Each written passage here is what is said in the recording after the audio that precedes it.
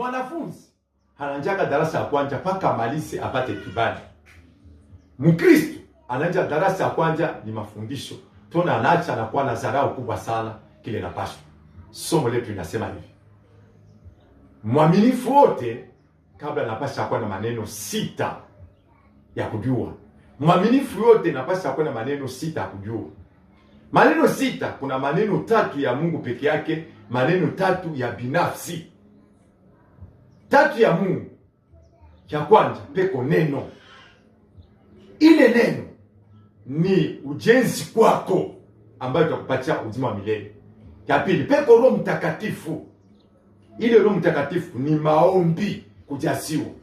Peko maneno ya 3 ni maneno ya uimbaji kumsifu Mungu.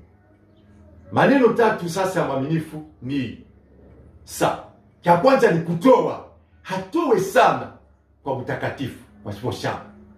Ya pili, akwe mtakatifu sana vile Baba wa mbingu ni mtakatifu.